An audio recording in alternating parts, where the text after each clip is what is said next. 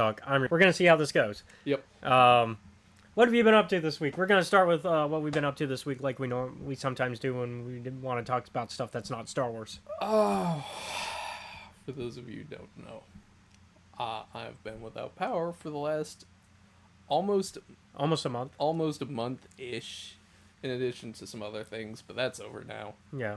Uh, You've got power again. Yeah. Yay. There are some other problems that need to be taken care of, but they're not anything I can do anything about. Yeah. I spent most of yesterday, at least the bit that I was awake for, just cleaning out the fridge in the back. Oh, yeah. Because without power, y'all had to... Mm-hmm. There's stuff that... Yeah. Oh. Yeah, I can imagine how that was. Mm-hmm. Not fun. No. So there's that. Yeah. On a lighter note, I am basically completely done with Skyrim. Yay! Yeah, last time we talked, you said you were like almost done. Mm-hmm. And I went through. I think I said I started like the Civil War quest line. Yep. I finished it.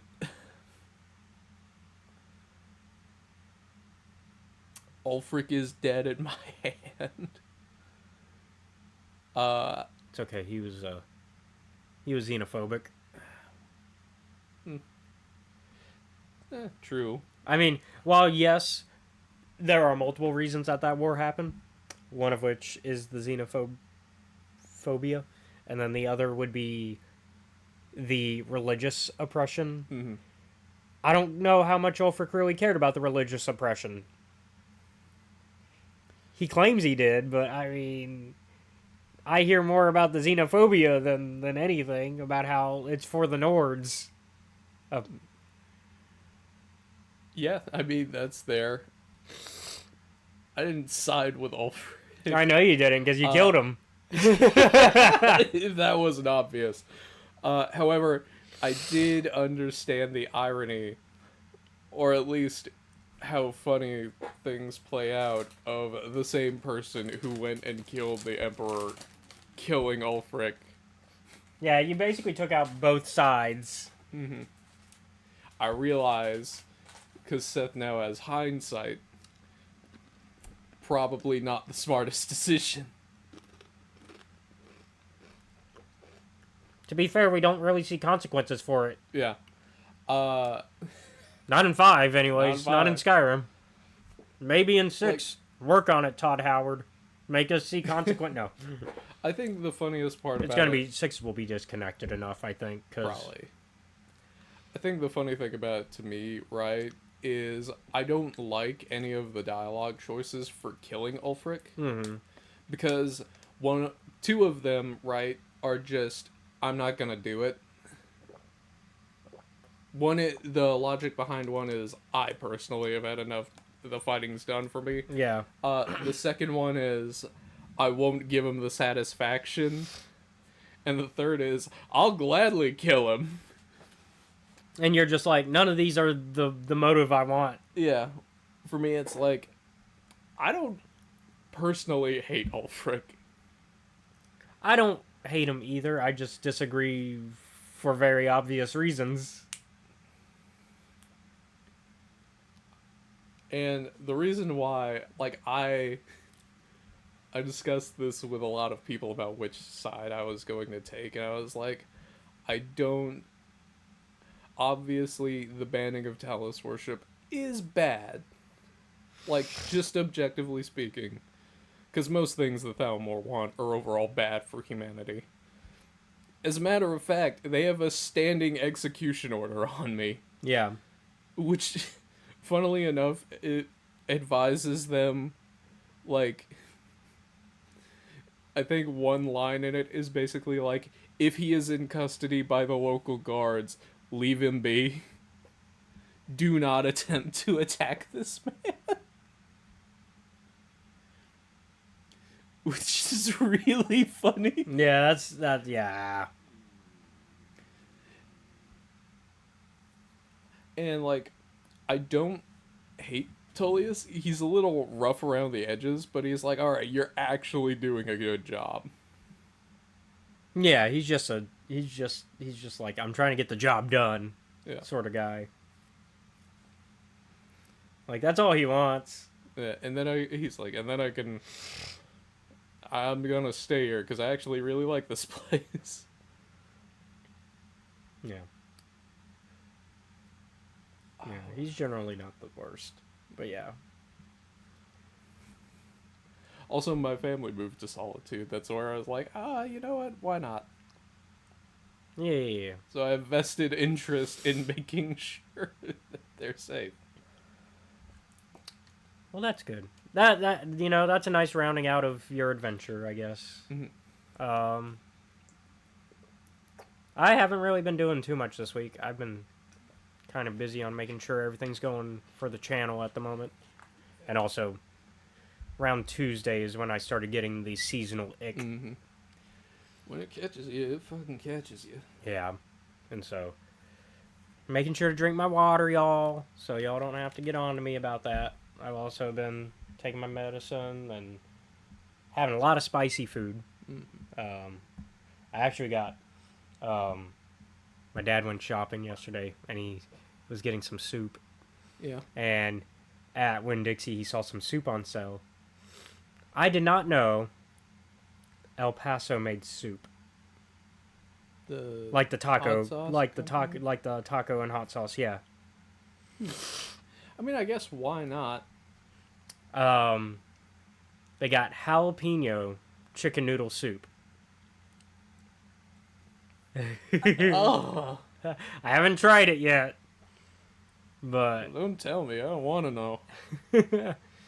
I hope it's gonna really clear everything up. I'm probably gonna have some of that today later after the podcast because I had a late breakfast. Mm-hmm. I got I went to pick up the book we're talking about, so that way I can have a physical copy because y'all know I like to have my physical copy up in the library there. But on the way, I also went to one of our local coffee things and got a breakfast sandwich and some coffee. I went to Java Hut since it's right, a little quick drive-through thing right there, right by that Buffalo Wild Wings. They're usually pretty quick, and so I'm explaining where it is more for the sake of you because Yeah, because like you're like Seth doesn't understand road signs. But if I tell And him, it's if not I that- say the Buffalo Wild Wings, you probably know where I'm talking about, at least vaguely. Yeah. And so, and then if I say, oh, it's right there, it's a little drive-through thing, then you can visualize that. Yeah. So here's the thing, right? Since I don't own a car. When you go out, it's when other people take you somewhere. Yes. And you also don't have to know where things are. Yeah. However, this is a fun game that I like to play called Will I Remember How to Get Back Home? And the general answer is yes, because I memorized the route on the way there. Oh. So you do take, yeah. So Well, I mean, that's for my personal concern. not that you need to, Not that generally. I need to most of the time. Yeah. Like, if you're generally going that, especially if you're going that far out. If you're going to where the Java Hut Yeah. is, you're probably with Drew or Yeah. some family or whatever. But generally, I don't. Yeah, I was gonna say you ain't walking that far. Nope. That's a good I think... walk. What's the farthest I've walked? I think the farthest that I have walked is from my house to the current Gamers and Geeks. Okay, that's still a walk. That's a 3-mile walk. It can be done in an hour. Meanwhile, if you just drive there, it's 10 minutes. Yeah. It's like 10, 15 minutes, depending on traffic. Jeez. You, speaking of walking then, that made me think, doing that kind of walk, you gonna watch the new Stephen King movie? I don't The know. Long I Walk? might. It feels like, You think you could compete in the long walk if you had to? Well, I don't know what the rules are. Oh, you have to have a steady walk pace. It has to Mhm. be. Let me double check what it is. It's been a minute since I've read the book.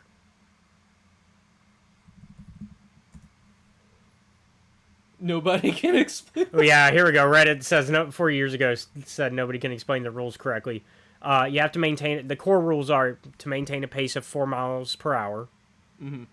If the walker drops below the speed for 30 seconds, they receive a verbal warning. 3 warnings result in a ticket. Hell of a ticket. Yeah. Yeah. Don't think you're gonna pay that one off. Well, you do pay it off. You just don't get to Very see the. You permanent do. Yeah, payment. it's a very permanent payment. Yeah, it's a ticket. We're still. We're 10 minutes in. I could say it. It's a death ticket. Yeah, is what they call it. Yeah, because they just shoot you and you're killed by soldiers. Which the lead soldier in the movie is played by Mark Hamill, keeping it on Star Wars. All right. Apparently, he's really excited. He's really excited about this movie. I think I would like. I'm excited to see that because it feels like a novel that you don't think would get an adaptation.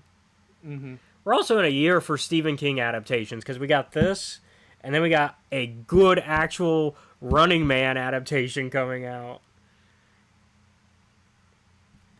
Don't think I've read or seen that one. Well, there's also the old one that has nothing to do with the book, the one with Schwarzenegger. Because the premise is very, very, once again, another dystopian future, like with The Long Walk. This one, though, is you go on a game show, and people are going after you, trying to kill you, and if you survive, I forget how long it is, you get the prize money. So the difference is one has to maintain a steady pace and the other has a fucking time limit? Also, anybody can kill you in the Running Man. Oh, great. And then if they kill you, they get the reward. Cool. I think it's like $1 million. Like it's one of those. It's you get a bunch of money. Like, and of course, the main character in the Running Man, he is somebody who cannot get an actual job because of how that future works. Is like he's been blacklisted from getting regular employment. Ah, I see. And so this is his last chance to get money to take care of his family. And so he takes on the Running Man show and has to survive 30 days for $1 billion. There you go.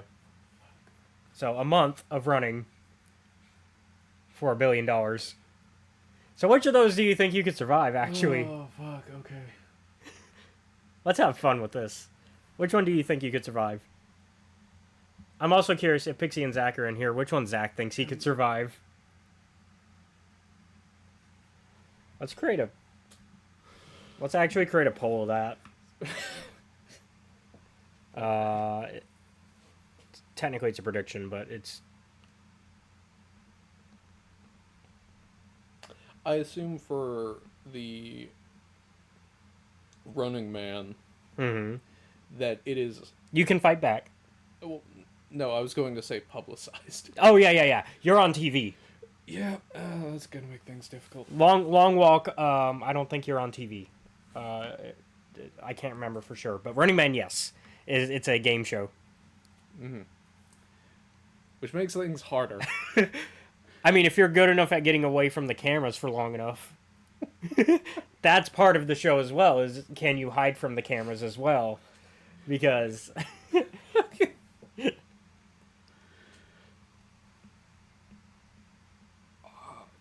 hate both of those.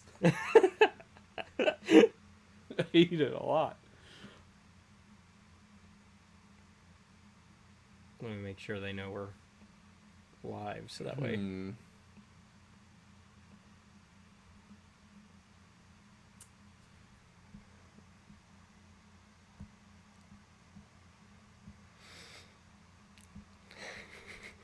What? Sorry, I did not mean to pin that. I was trying to No, man, it's really important that they understand. that nobody caught a Rogan Rolla. Yeah. The people must know that nobody caught it. I think I have a better chance overall with the Running Man. Is it because of the ability to fight back? No, it's because you can rest. Yes. Yep. Yep. Because if you can hide, Then you can rest. then you can rest. But with the long walk, you're only allowed a 30-second rest.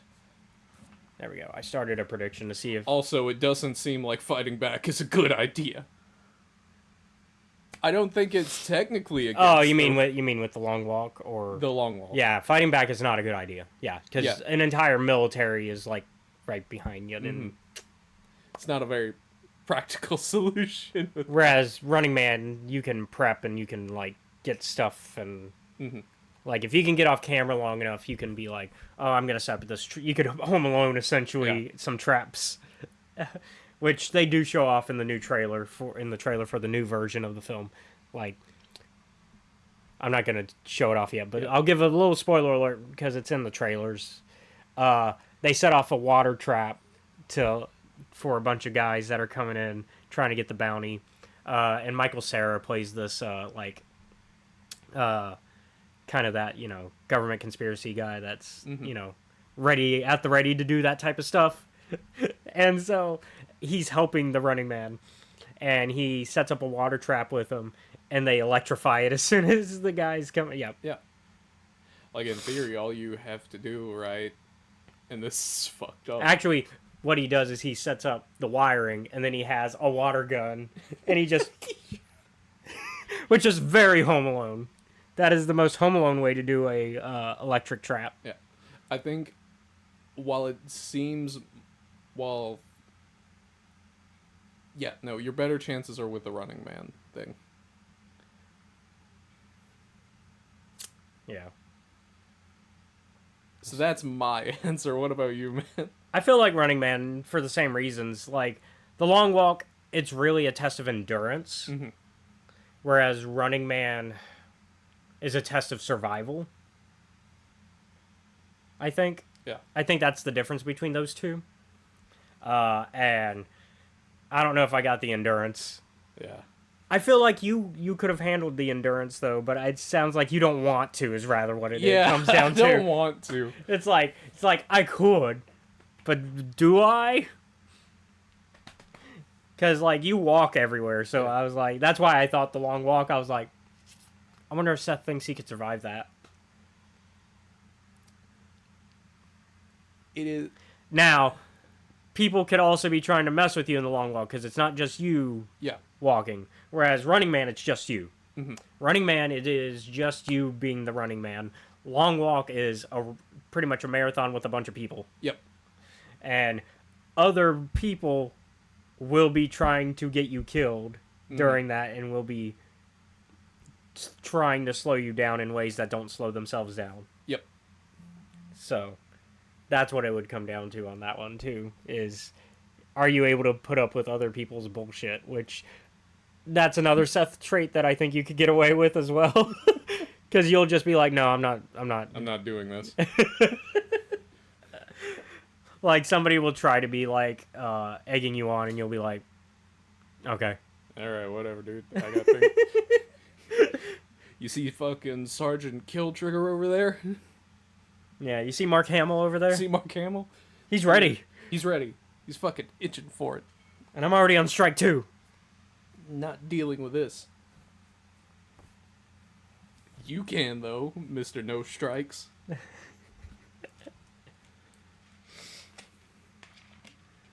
But yeah, I'm excited to see. I want to see both of those movies. Running Man is November, I think, and then Long Walk is like this weekend or like the next weekend or something like that. Pretty soon. I also wanted to see Sinners, but I haven't seen it. I haven't gonna see it. I'm gonna just take my own time to watch it. I need to just sit down and watch it. Oh, I guess while we have both shaved, Yeah. because it's not something I normally do. It's weird. Yeah. Can't. Is it just... It's a thing to point out, I guess. Oh, okay, yeah. Like, I was like, Yeah, I need to get a haircut too with it because the hair is it's a little bothering me. Mhm. But it's one of those things, like, when I do shave, you realize, like, Seth is a lot younger. I'm just as tired. I also tend to cut a few years off my look when I shave. I get that a lot. Like, I definitely get, like, people going, you look like you could be in your 20s rather than 30 Mhm. with this. Whereas you probably more match your age. Yeah. And Unfortunately, it grows back really fast. mine does too, yeah. Same with my hair. It's why I haven't really bothered to get a proper haircut yet in a minute. I need to. I just don't, because I don't give a damn. I need to because I don't do well with the mullet look. And then with the shave, it doesn't help it even more. The shave looks fine. It's just with the hair, not as much. But other movies I need to see. I need to see. There was something else that's in theaters right now. Oh, Honey Don't looks really good. Have you seen trailers for that I one? think I've seen a trailer, but I'm not sure quite. It looks very interesting. It's like got like religious cult thing going on that's led by who what oh, it's a star-studded cast and I was like, "Oh, I think it's Chris Evans." Hmm. Yeah, it's a Coen, well, it's an Ethan Coen film. It's not a Coen Brothers film. It's an Ethan Coen. It's without the other Coen, which is very interesting to me. But it's a detective dark comedy thing. It definitely feels like it could be just a straight up Coen Brothers film, but it's just a Coen film. But it's got Aubrey Plaza. Charlie Day is another reason I want to watch it. Charlie Day is so good even outside of Always Sunny. If you've seen the Lego movie, he's the spaceman. Oh. Huh. The one who wants to just build his rocket ship. I need to watch the other film that this is semi-attached to, apparently, called Drive-Away Dolls, though. Because I have not seen that either. Here's a fun question that's not related to any of this. How well do you think you would make it as a survival horror protagonist? What type of... We're gonna go with the like classic big names. We're So we're with, doing like, Resident Silent Evil. Hill, Resident Evil. Okay. So... probably not that well. I probably recognize... honestly, I would recognize the signs of it and leave. This is called a good call. Oh, a town that's just filled with fog all the time? No, I'm good. I'm good. Do you like, speaking of Silent Hill, we can talk about this because Silent Hill 2 Remake's been out for a minute. Because it's been out for a while, so I think the spoiler barrier has been broken. I think we can discuss it. Do you like that they have now confirmed the fan theory that the body was in the car the whole time? Yeah, that's fine. I don't have any like issues with that.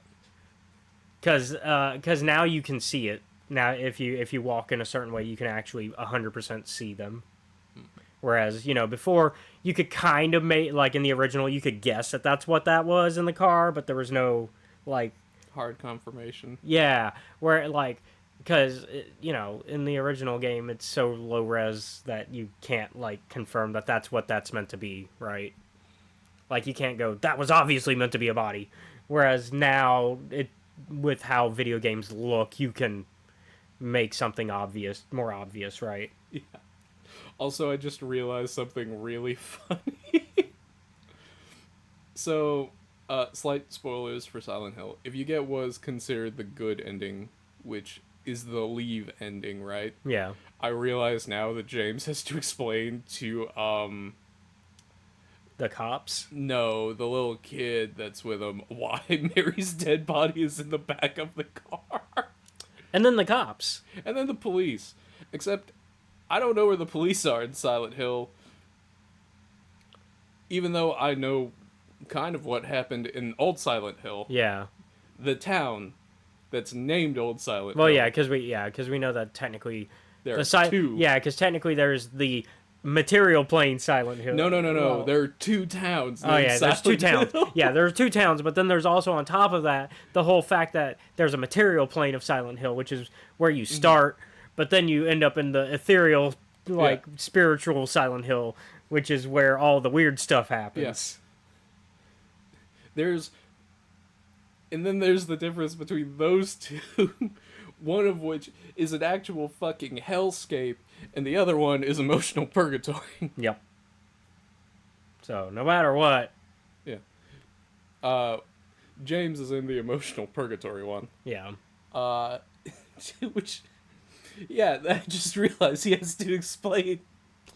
Other stuff we've been up to. Yes. We got almost done with Arc 2 of JoJo's. Yes, We were almost done with Joseph. God, I had to explain. I was holding on to the fact that Lisa is Joseph's mom for so long. I was like, how are they gonna take this? It kind of makes sense, though. Yeah. Like, it's just also... Then it becomes... This is worse than Luke and Leia. Yeah. Because... At least with Luke and Leia was an innocent kiss that you can kind of like... You can kind of go, okay. Like, it still is weird. Especially with the hindsight knowledge. Mm-hmm. But it's not as messed up as It's what Joseph does. Which is staring at her while she's taking a bath.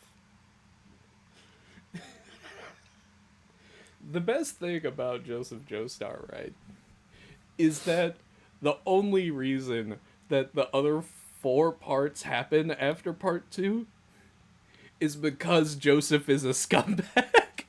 Oh no. That's gonna ruin the next 2 episodes. No. It's a good thing that Joseph cheats at everything. You know Oh, this. yeah. That's what I mean. And I do mean at everything. Oh. Don't worry, it results in something really good. That poor girl. Yeah. Cheating on her. She knows. I know. She'll learn. I know, but still. I figured, The but funniest thing is that they just have an argument about it and they work it out. We didn't talk about this a few times ago, Mm-hmm. but we've also been keeping up with Highlander. Yes. We are now on Duncan is making some questionable decisions. we are now on officially the second to last season for the TV show. We've also started reading the book that we need to read for that. We've already gone over this, but I have a fucking 38-minute audio recording. I actually love how it's very interesting reading the first chapter because of how connected it is to the episode that's very near when that book takes place. And I was like, because when we watched that episode, I was like, oh, the book we're going to read first is kind of near when this happens. Not knowing that, no, literally, like, right after all that goes down. And I'm like, oh, we're, like, right there. Because they reference that character, they reference that character. And I'm kind of glad that we've watched a little bit ahead. And so it'll be very interesting talking about that book with you and Britt. I have information that is missing. Like, I know kind of what happens, but some of the... Yeah, because you didn't watch that episode. I didn't watch that episode. You guys explained it to me. Yeah.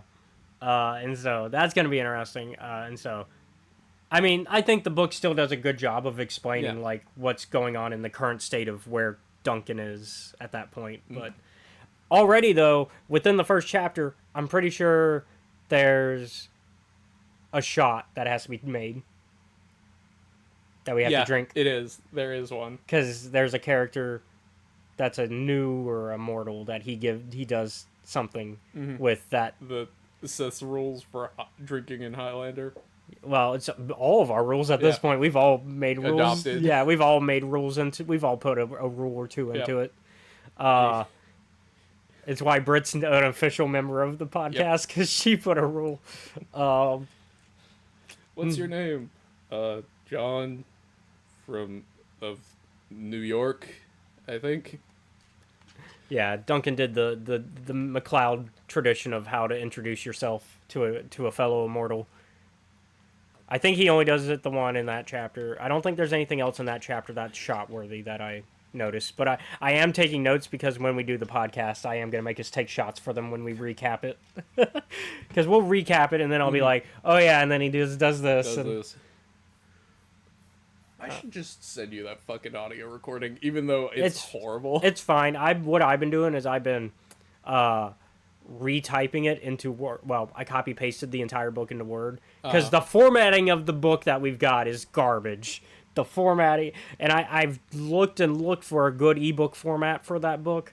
There is no good ebook format for that book. They're all garbage like that. And so I was just like, I'm just gonna put it in Word and then let Microsoft Word text to speech read it to me. And you know what? I'm almost done with. I'm almost on. Well, I'm in chapter 2, so taking my time with it because I'm reading a lot of books right now. Yeah. Finished that Dritz novel. I'm excited for the review for that to come out. Got a World of Warcraft novel I'm gonna read. Got a couple other books I'm gonna read too. On top of that, like I got a historical fiction fantasy novel Mm. that's like, well, a romantasy, so romance fantasy, enemies to lover I stuff. see. I also got like a sci-fi thing also, so a lot of books, a lot of books. Um, but yeah, oh, Britt got her Richie back though in Highlander. Although Richie, Richie's kind of going through it. He's a little bloodlusted. Britt doesn't watch, but so I think I can say I am scared for Britt for the end of this season. Oh no. Reggie, no. I'm not gonna say what because I also don't want to spoil for you. Well, the only two things that I think could be really bad are, well, three actually.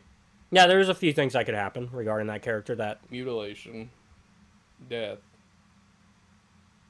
a dark quickening, or in a really, really, I guess four, in a really, really bad case, man, it sure does suck that you're immortal in this scenario. yeah.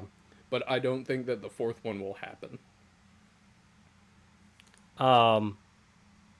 And so yeah. Also, the season 5 is where they really lock in, and like we were talking about it while watching it, we're like, oh, this is where they're really just lore locking in, and they're like, we realize that this is probably the last season, and so we got to like wrap up the story really here and really like what makes Duncan important.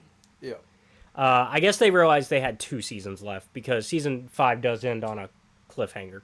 And so I think they knew. I guess they knew, and also we get shorter seasons with this one. Like, what did I say? I think this one I said there's It's like 18. 18, and then whereas most of them have been 22, Yeah, I think next season is supposed to be 13. Next season 6 is 13. Yeah, season 6 fits the Netflix model. Actually, Netflix model is even worse than that these days. Yeah. I wish we were still at 13 like episodes a 8 season. now. Yeah, I hate the 8 episodes a season model. I hate it. I hate it with a passion. I also hate the Netflix release model, which is we do it in 3 parts. If you're gonna do that, just do weekly episodes.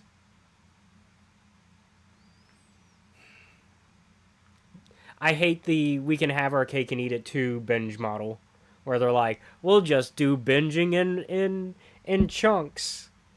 I think unless your show benefits highly from that, then it doesn't work. I think there was something that we watched where I was like, oh, that worked. Or there was something I watched where that worked. Oh, Ironheart kind of did that for Marvel, where they released them in chunks. And I think the chunks they did it in worked. But generally speaking, I don't like that model. Because I'm just like, if you're going to do it, just do a weekly format.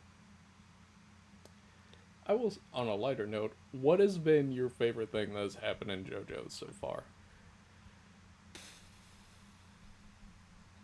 I kind of like Joseph doing the whole I'm going to predict what you're going to do thing and say. Yep. And then every time they're always like, what? How did he know? There is a really good one that is coming up in the future. I will say that. Is it when he's arguing with his wife? No. That would be the most hilarious thing to do in a show, but also make your character a complete asshole. No. Because no. can you imagine you're arguing with your wife and then you just straight up predict what they're gonna say, and then they say it, and then they're like, "Now's not the time. Now's not the time to be doing that." Feels like the type of move Goku would do, actually. If Goku could predict conversations like that, he would do that. Probably. And then Chi-Chi would beat him. Chi-Chi would beat his ass. And he'd kind of deserve it. He'd probably just let it happen. Yeah. Except, no, I think Chi-Chi actually is legitimately stronger than Goku, because there are so many times where Goku should be able to just get her off him. But if Chi-Chi's involved, he doesn't. He doesn't want to.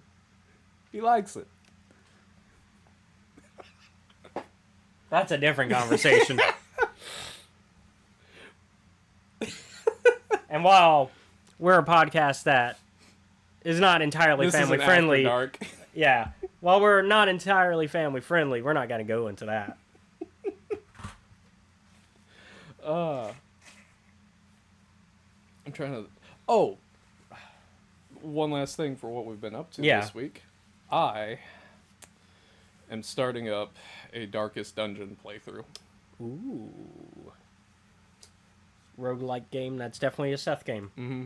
You take one look at it, and it's like, yep, he'd like this. Yeah. Let's go ahead, though. Yeah, let's get... Yeah, because we're a little over. Thankfully, there's no news today. So we're going to get right into today's main topic of Sanctuary, a Bad Batch novel. Spoiler alert. Well.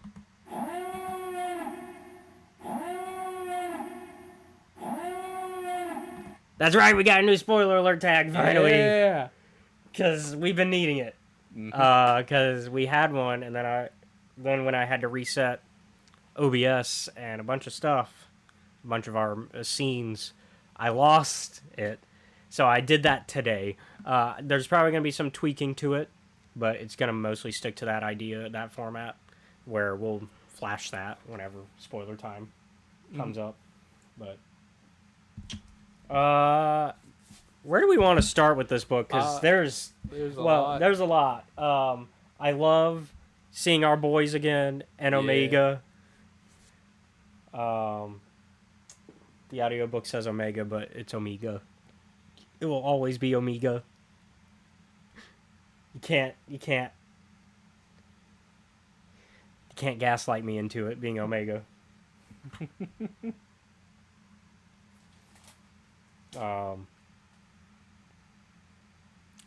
I like that. Yeah. I like that fucking this book starts with Hunter like in the kitchen getting fucking this fucking this like chef Troy. Oh yeah, because they start with at Hunter because they start with a heist, and part of it is Hunter is in the kitchen, so that way they can be where they need to be, and the I think Wrecker's outside. Wrecker's outside, basically, with the car. Yeah. And we learn Hunter is not a cook. I just He knows his way around a knife, but not that way. I just assumed that the fucking droid was giving him way more shit than he needed to. You know what I want now, though? I want the bear in Star Wars. That cooking. No. Yeah, I assume that's a cooking show. Yeah. That's about all I know about that. Oh, it's basically that environment of yelling and being on a deadline and having to.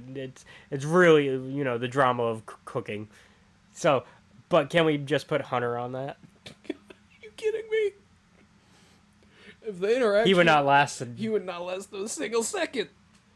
Put him on Hell's Kitchen. But he'd kill him. Gordon Ramsay would be like, "What are you doing?" Just fucking suplexes him. Gordon Ramsay It's be like, so done. Gordon Ramsay be like, "You need to put the bloody knife down." Except it's literally a bloody knife because Hunter. Just like, Hunter, I swear to God. That's not the type of knife you need. Which actually is a conversation they have later when they try to have him cook again later. And they're like, do we have any actual cooking knives on the ship? And they're like, oh, we have a couple somewhere. But most of them are these type of knives. Yeah. Oh, man. So then there's Tech. At the end of this mission, and because it's a high beginning of a book, it doesn't quite go to plan. Yeah. As most don't. I forget exactly the details they're missing. But yeah, Fee gets the blame for it. Yeah. Essentially, the auction house that they're in for all these criminal, like, people who have, like, basically a cover business, and then their actual crime business. Oh, yeah. Are, like, hanging around. A laundry. Yeah. And so what happens is the auction house that they're in has sent in one of their own people to drive up the price, which was not something that Fee, or I think it's Mel, had accounted for. Mm-hmm. For how it was supposed to go is they get the one thing and they siphon off a bit of money from everyone there. Unfortunately, because of the auction house plant and how the coding for the program that Mel made works, instead of siphoning just a small amount, it siphons a way larger amount. That's right. And so they basically get busted because, like, you're taking too much money too quickly and people notice.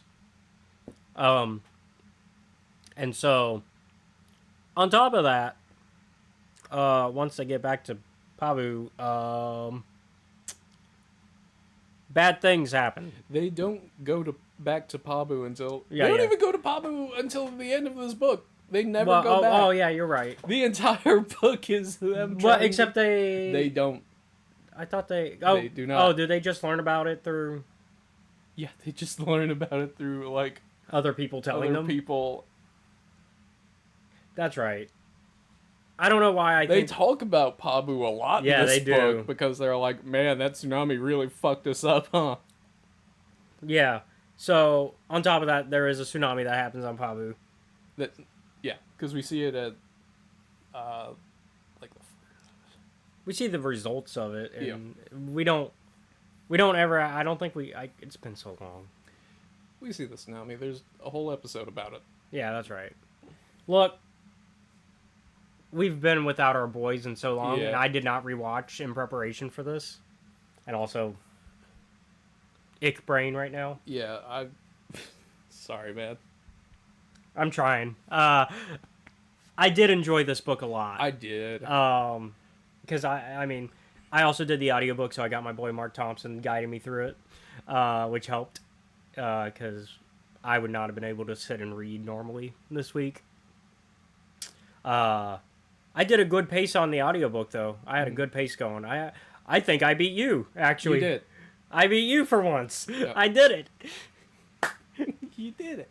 Because normally you outpace me, unless it's like, well, that's not true. Because sometimes we have those weeks where you're like, I haven't even I'm like, started. I haven't touched it at all. Um, but on the normal weeks, Mm, you beat me, sometimes.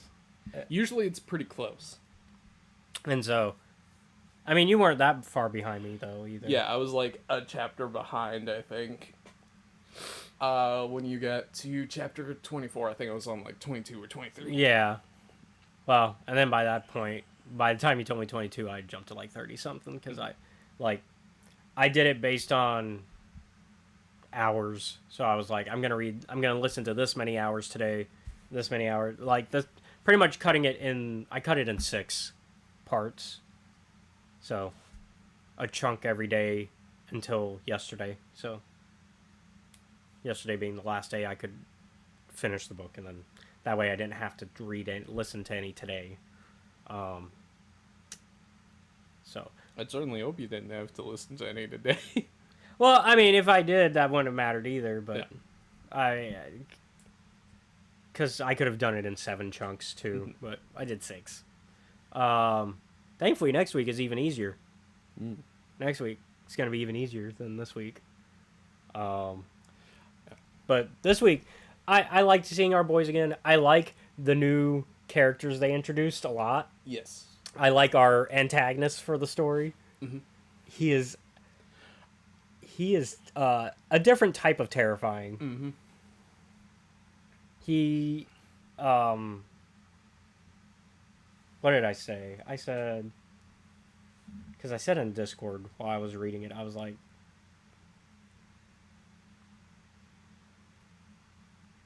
oh yeah, I said Crane is such an interesting antagonist. Is all I said. Mm-hmm. It's because I think this was before the reveal of the lineage. Yeah. I like I don't know. I like ISB a lot in Star Wars when it comes to antagonists, and so I think Crane is a different type of ISB. He's a self-serving ISB. Well, a lot of them are self-serving, but he's a different type of self-serving where he doesn't even care about the Empire. Generally, ISB still cares about the Empire. Your ISB antagonist still cares about the Empire to some degree. Now, their motives for caring about the Empire can fluctuate. I'd say Crane is more similar to Thrawn in that he's using the Empire to an end. Mm-hmm. Not. Now, that still doesn't make him a good person. Oh, no. He's not. Similar to Thrawn. Thrawn is still very much a bad person. You can find reasons to feel bad, like to kind of be like, you can find reasons to be empathetic towards Crane and towards Thrawn. I think there's some things to be empathetic towards Crane on, but he is still a very bad person, and at the end of the day, kind of definitely got what he deserved. Mm-hmm. He got the You know who else got what they deserved? Celia Moten. Fuck that lady. Also, another like interesting protagonist. We kind of got 2 antagonists there, and I like Celia Moten for similar reason. Well, I like her because she's. I think her and Crane kind of are similar. Yeah, they are. That their whole thing is that they are using the empires to an end, not to actually benefit the Empire, and so like Celia Moten it's to gain riches. Mm-hmm. The funniest... Trading in secrets. Oh my god, what happens to it? I was not expecting that character to come in. Well, we can talk about it soon, Yeah. but The funniest thing, right, is when at the end of the book when Crane and Celia are having their discussion. When like, I was gonna say don't reveal that I'm not person gonna yet. reveal that person yet. Is like he's like, just say what you fucking want, man. Yeah, because Celia is the type to kind of she sugarcoats what she's saying in order to get what she wants, and she gets what she wants most of the time because of her connections. Because she's already old money. She's old money. And so, like, because she's pre-Republic, like, when it's still the Republic money, she's like, oh, yeah. and like she's on first name basis with people like Palpatine to the point where she says Sheev's name in front of that character, and I'm like, that's some balls on That's you, a dude. dangerous move, but if you're right, fuck. She was not correct in that regard. And then like Masamita, like another one where she was just like, Mas. And it's like, you mean the Grand Vizier? You're on A first name basis with the Grand Vizier. Crane. Well, if she's not lying, then this has gotten way more dangerous. I also like seeing Crane working directly under our favorite ISB boy, Yularen. Getting Yularen in on the action. I love seeing Yularen when he shows up. Yularen is a character I also have sympathy for. I think he's somebody who ultimately wants good, but is taking the wrong path to do it. He sees control and the fascism kind of as a way to work, and I'm like, Yularen, I like that you want the right thing, but this is not it.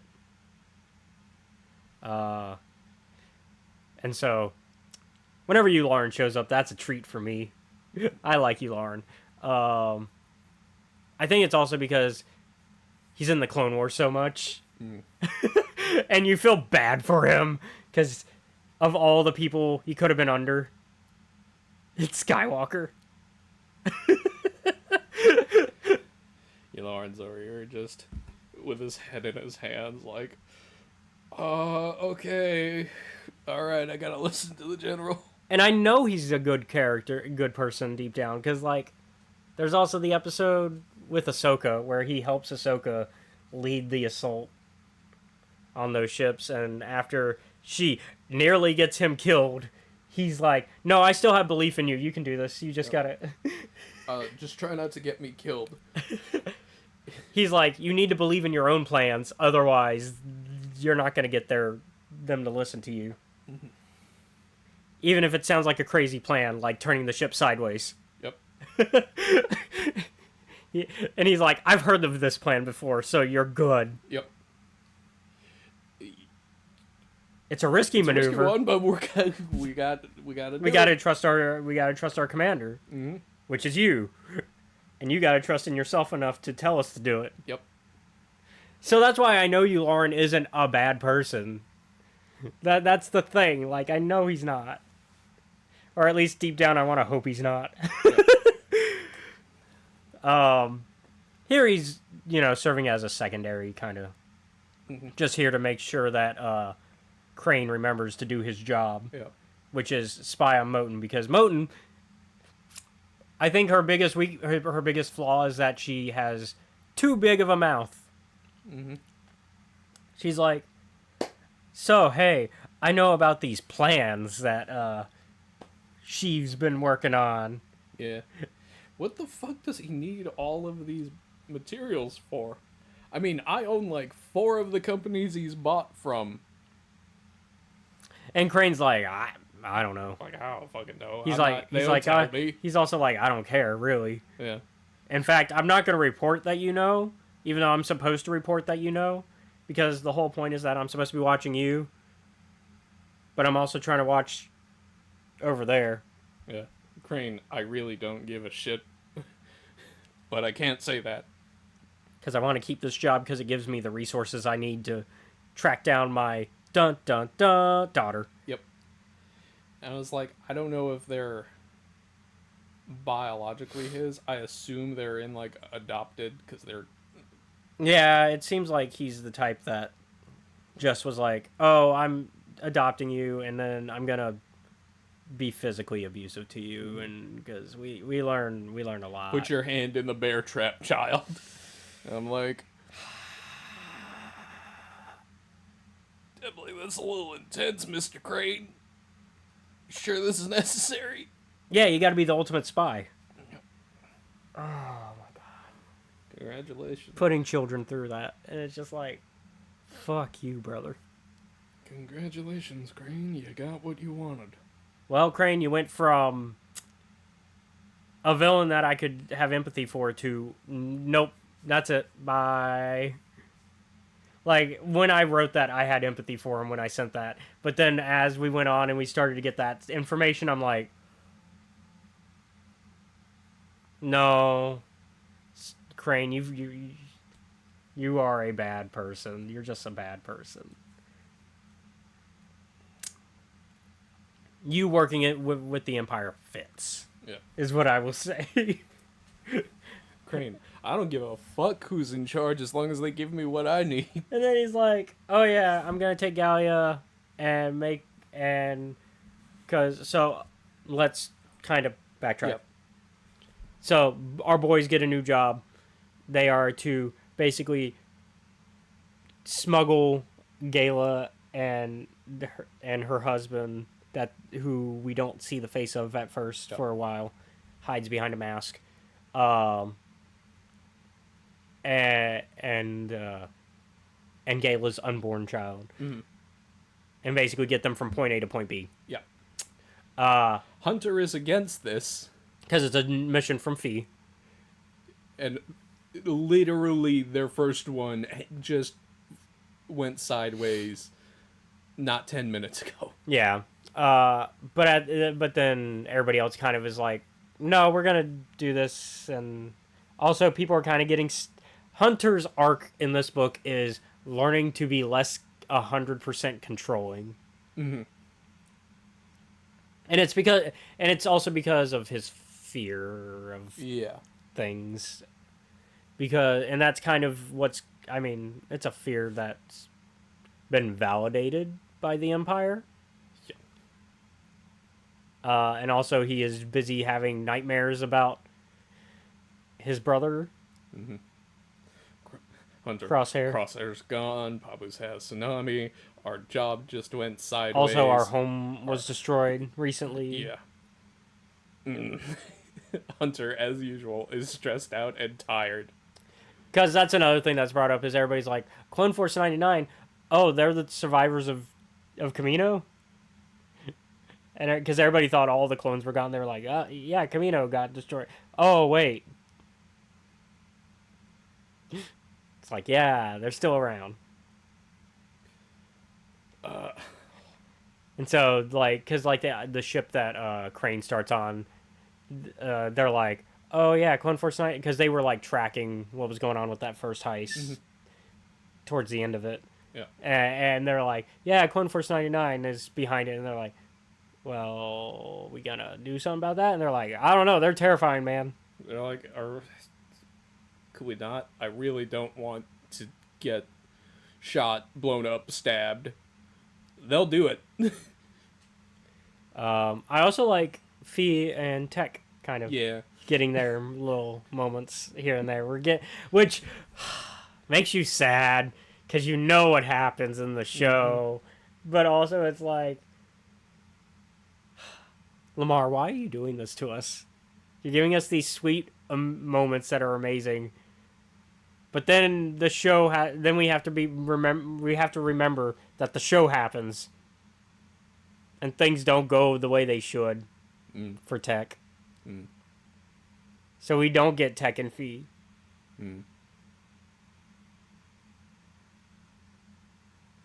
Man, we were talking about it though on the way here. I think Lamar really knocked it out of the park. Yeah. On this, because this is his first Star Wars book, like full book. I think he did some short stories beforehand, because once again, that's the nature of Star Wars authors is you get the opportunity to do a short story and then you get Star Wars book if you do well. Yep. I think he did very well. And I think I want more Star Wars novels from him. He has a few other books. I'm looking here at his little bibliography because they always put the bibliography at the start. So he's got a good number of books underhand, but this is his debut Star Wars novel, and I think for a debut Star Wars novel, this is pretty good. I will say, and this is less about this man's bibliography. A very about after Tech and Fee go and visit Celia Moten, Tech also comes to the conclusion, all right, can't say I agree with Hunter right now because he's being kind of pushy about things, but no more jobs from Fee. But they end up taking the job anyways, or yeah, at the end, yeah. But for this one, they take the job, and we find out that the husband for Gayla is a clone. Yep. Ponder is the name, and I like Ponder. Ponder's great. Mm-hmm. I want more Ponder but yeah, and I really like that Hunter and the others kind of have to deal with the fact that it's similar to the whole Rex dealing with the desertion thing, except this is after the war. So what are you gonna do about it? Yeah. I mean, And also, like, Ponder got injured. I don't. It's a very weird romance story there with Gayla and Ponder. Yeah. Context, Gayla used to be a separatist spy. Yeah, because once again, her dad, Crane, taught her to be a spy. Mm-hmm. And she is responsible for basically reporting troop deployments. And in this case, she reported the exact troop deployment of Ponder's troop. Yeah. And got his entire unit killed except for him. Mm-hmm.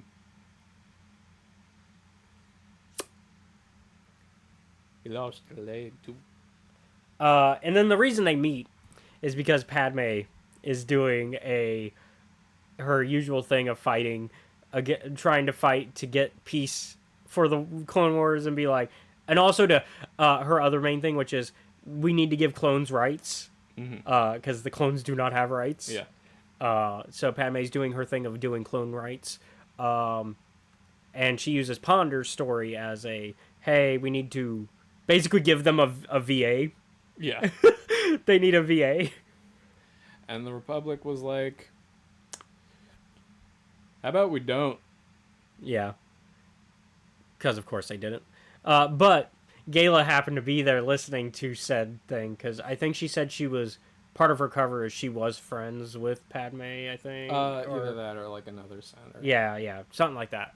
And so, like, she was there when that speech happened.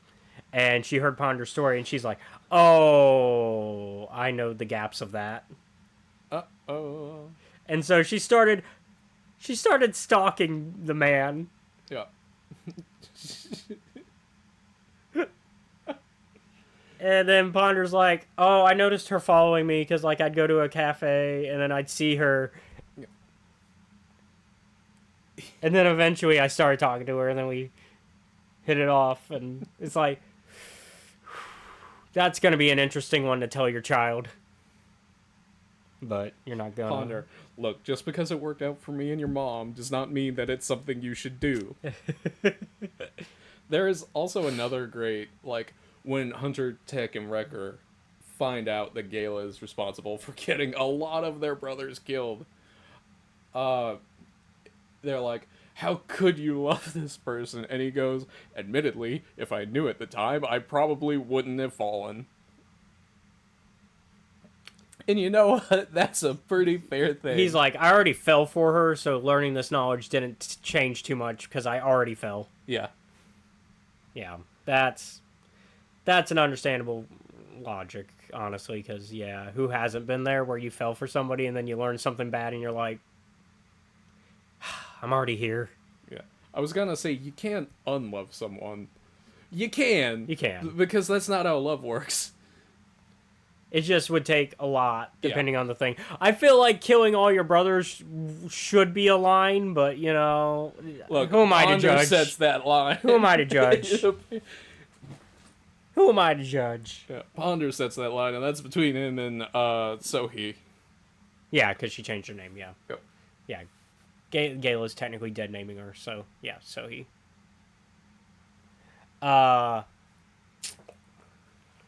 Also, we won't forget you're a war criminal, though, Gayla. Yeah, but we will stop dead naming you. So he Hunter won't because he's gonna be pissed off forever. Crane didn't stop doing it. Yeah. Their reasonings are Hunter and Crane's reasonings are very different. I think Hunter eventually stopped. Eventually is like, all right, So I'm still pissed about it, but you have changed your name. I'm gonna respect that. yeah, it's like it would be really fucked up to murder the woman That too. my brother loves. And also, her child is like 3 feet away, and I don't want to psychologically scar Omega anymore. Yeah, because Omega. So I guess you get to live. Because Omega also had to help deliver this baby. Yeah. So I guess the Hunter sensing thing. Can we talk about? We can talk about that. So the one thing I knew about this book before we read it was Hunter being able to smell That's gotta be annoying as fuck, actually. when women are ovulating, essentially, and it's like, oh, okay. Someone needs to give Hunter a pack of cigarettes.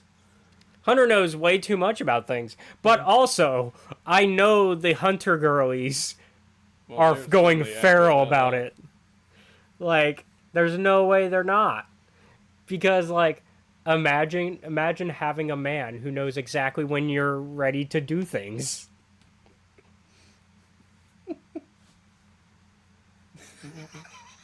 Unfortunately, we talked about this off screen. The clones have also had no Yeah. actual sex ed. Yeah. They weren't expected to live this long.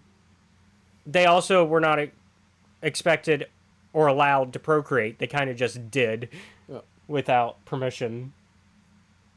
We also find an answer to can clones have children? Yeah. Well, The I answer think is yes. I think we. They've been adopted before. Yeah. Okay. I was gonna say because that one's adoptive, I guess, because they weren't his kids. Yeah. Yeah. Because I was gonna mention. Deserted during the Clone Wars, those kids already existed because the timeline does not work. Yeah. Yeah, they're too old to have Yeah. been his. But they can have some absent. But yeah, yeah, the clones had abstinence as their sex ed, which is, well, actually they didn't even get that. They just don't No. get anything. They're like, Kaminoans, they're like, They're like, if we don't teach them about it, they won't know. They won't do it, right? Like if they don't know about it, they won't do it. That's how that works, right? And everyone collectively is like, no. Meanwhile, the human body They'll figure it out. will figure it out for you if you are not taught.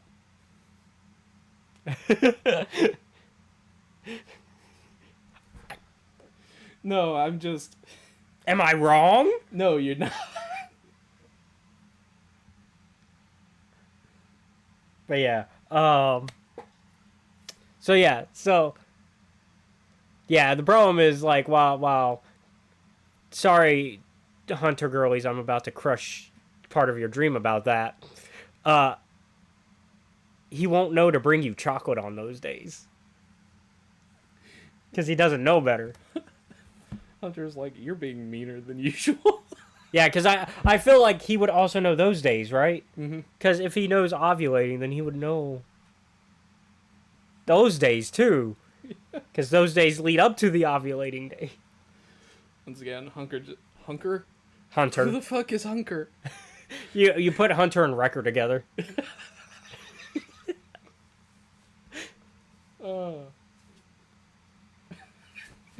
But you know what? The tech ladies, the tech girlies were really fed with this book. Yeah. If you're a tech girly, you got what you needed out of this book, but it also probably made you sad. Also, Tech fucking hates formal. Well, it's tech. I don't expect him to. Omega already got scarred by having to help deliver the baby. Mm-hmm. And also tell the doctors, hey, this is a half-clone baby, so, like, what you're doing is wrong. Let me show you actually how to. Yeah, well, she's doing that Wrecker and Hunter are up on the roof with Ponder, and Wrecker is like body checking Ponder so that he won't go inside. And I love the Omega's like, but I also can't tell you why I'm so good at clone DNA, but what you're doing here is wrong, and I'm gonna actually you. And thank goodness that doctor took their advice. Yeah. Because Omega knew what she was talking about. Mm-hmm. But yeah, Omega already is immediately like, yeah, this is our family with the baby. Hunter's like, God damn it, she pulled the Ohana card. fucking pull the family card. Because I think we made the... Hunter, as long as she doesn't pull the family card, we can just... Because I think we made the joke Thursday. Yeah. Because when we were watching... Because they're like about to leave, like the three of them behind. Mm-hmm. And Omega basically pulls a "what about Ohana" moment. Hunter. And God damn it. Hunter's like, you're technically correct. Fucking motherfucker. And I loved it. But I loved the final showdown. Oh, yeah. Where they're going through the factory. Yep. So basically, the final showdown consists of Crane chasing Sohee and the baby. Well, no, the baby and Omega specifically. Mm-hmm. And Sohee chasing Crane. Yep. Hunter chasing everybody. And then, like, Ponder because we learned that Ponder's a sniper. Yes. Which increases the Hunter having nightmares about Crosshair problem. Because it's like, god damn it, another really good sniper clone. One that's about as good as Crosshair. Yeah. Because Ponder's pretty good with that sniper. Also, he's... we should talk about the fact that he's also got prosthetics. Yeah. I mentioned his leg got blown off earlier. Yeah, so he's got prosthetics. He does have a prosthetic leg. He's not just fucking... although it's not working in the final showdown. No, because it got shot off. Yeah. So he has to use the sniper rifle because he puts it in full extend mode essentially, and uses it as a walking until he's like at a sniping little perch. Yep. And he's also got Wrecker helping him. Yes. Also, the way that the ISB finds them is because of some shit that Ponder and Sohee did during one of their heists. The casino that they stole from marks the credits with like basically a digital code that when credits are spent, the next place after they come into the casino, they mark what that location is so that they can have a more tailor-made experience. Yeah, and so and so they go through this factory, and it's a molten factory. Like they actually just straight up call it that in the chapters. It's a goddamn mercury factory. Yeah, it's a mercury factory. Ooh, of all the places for that to have happened. Yeah. Because what happens is, because basically Crane's new plan is, well, if I can't have my daughter back, I'll just take my granddaughter instead. Yeah, I'll take my granddaughter instead, and hey, I get to raise her from birth as a spy now. Yeah. So he obviously doesn't like this. Yeah, she doesn't. And so he catches up. They basically manage to get in the middle between him and Omega and the baby, because Omega is basically carrying the baby running while throughout this factory. And then, meanwhile, baby crying really loud because loud things going on. Because, like, Omega's like, we gotta be quiet. But also Omega's like, but also I understand why you're upset. It's like, okay, just now's not the time. And so he confronts Crane, and then Hunter confronts Crane, and basically he's like, look, you can have me.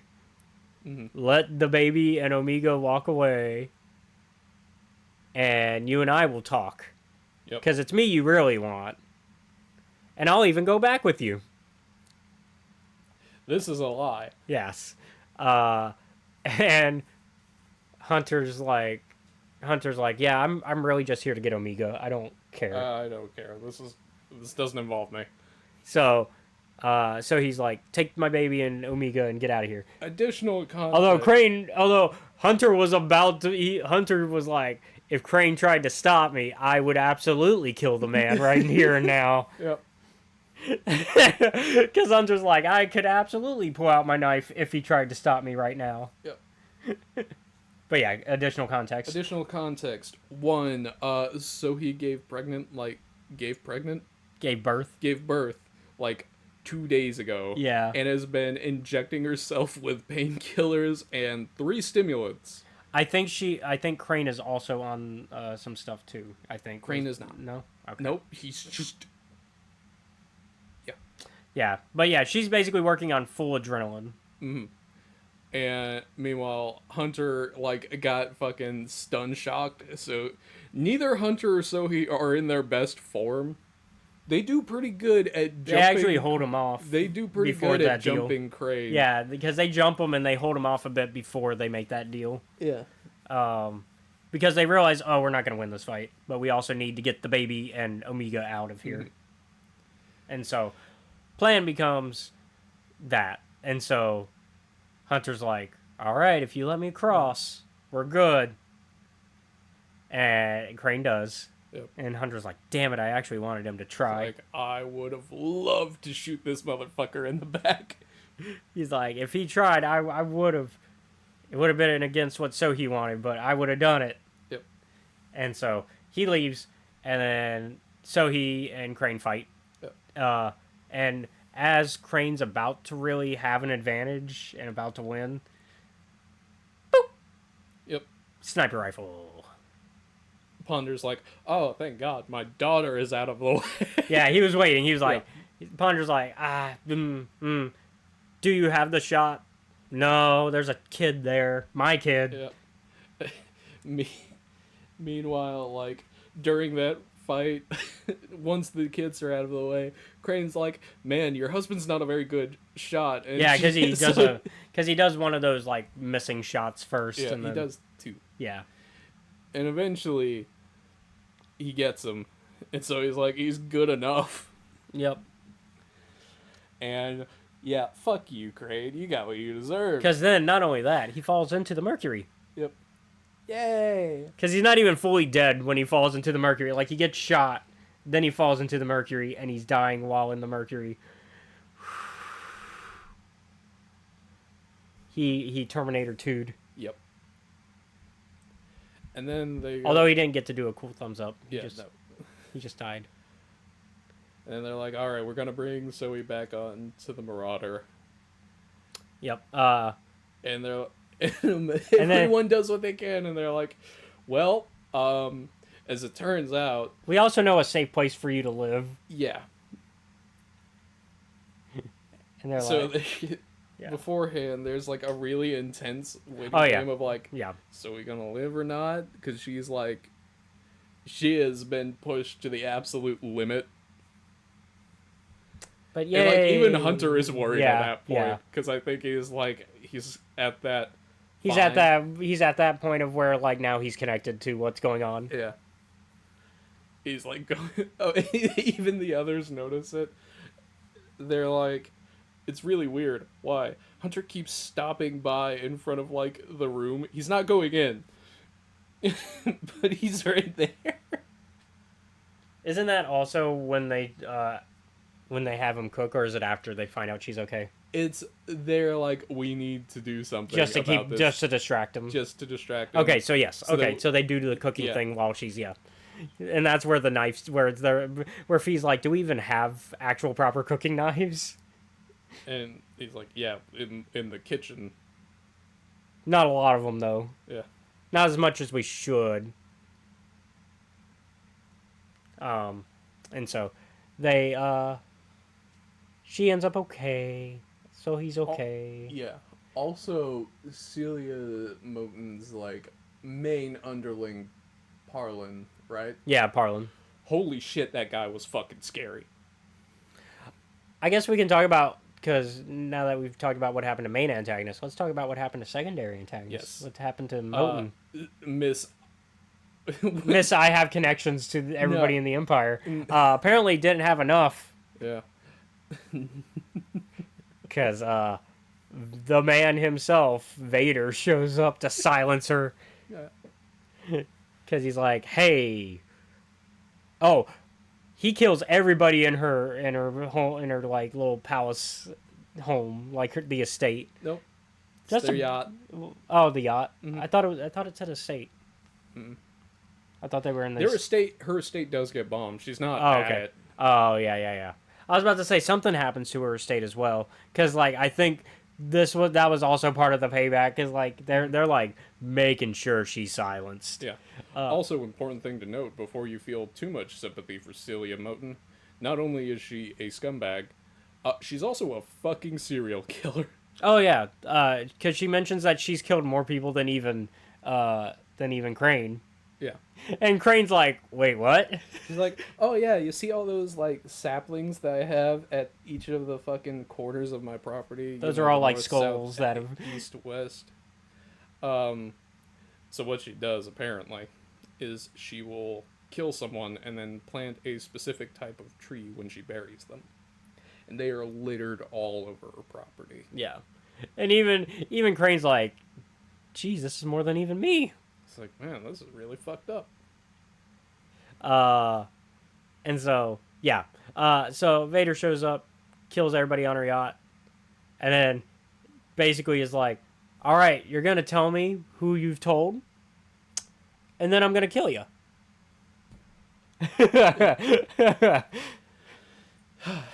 Let's see. Oh yeah, back when she and Crane are like having the "What do you want, man?" conversation, Crane is like, "All right, I want to go and find this woman," and Celia's almost like, "I'm disappointed in that answer, a little bit, but I'm not gonna tell him." Whereas when Celia answers what Crane wants, she is like, "Oh, I am a god." And his immediate thought is, you sure are. I can't wait to see you fucking get everything you deserve." Yep. But I really like this book. Happy ending too. Yeah. It was nice to see the boys again, and Oh. we'll get to see them again with the sequel to Ghost Agents. Um.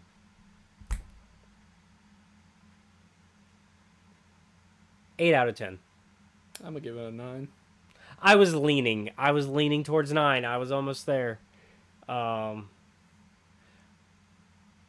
know what? I'll move it to 9. I'll bump it. Yeah, it was a good book. Had everything I want from a Bad Batch story. Honestly, it felt like a Bad Batch movie. Yeah. With that, thank you all for watching today's episode of Escape Reality Star Wars Talk. I've been your host, Caleb. Be sure to like, comment, follow, subscribe to us. You can find us at Escape Reality Films on YouTube, Twitch, TikTok, Kick, and Blue Sky. There we go. You can also show your support for us by joining our Patreon, which is at Escape Reality Films. Shout out to Jennifer Brantley. Woo! There you can watch our YouTube content before it's publicly available. Also, be sure to check out our Discord, which is also linked wherever you are watching, so you become a part of our community. And it's going to be right there. It's that linkity-doo. Yep. That one. Not this one. Yeah, This that is one. the YouTube one. Yeah, that's the YouTube You should link. check it out too, but this is the one he's talking Yep. about. And then, of course, there's the Twitch, which if you're watching on Twitch, you're already here. And then there's X, Twitter, whatever. Barely on there. Don't worry about it. I just have it there in case y'all care to look. Seth, Yes. our D&D friends. Every other Sunday from 5 to 7 Central Standard Time, you can catch some friends of ours. ours over at the Steam Dungeon on YouTube, playing Trials of Nebu. I don't know how the last battle they had went, but if you want to know, you can go and check them out. You just know they had one, I know that they had one. because there was one that's been building up. I know a lot of things, but I don't know everything. Yeah. Once again, thank you all for watching. Join us next week, where hopefully I will be out of the ick And we're going to be talking about the unfinished episodes of the Clone Wars. So episodes that are technically canon but were never released fully. And Darth Maul, Son of Dathomir comic, which is also a set of Clone Wars episodes that were never actually finished. So that kind of seems to be the trend. For the little theme for next week is unfinished Clone Wars episodes. I've spoken. Y'all be safe out there. Bye.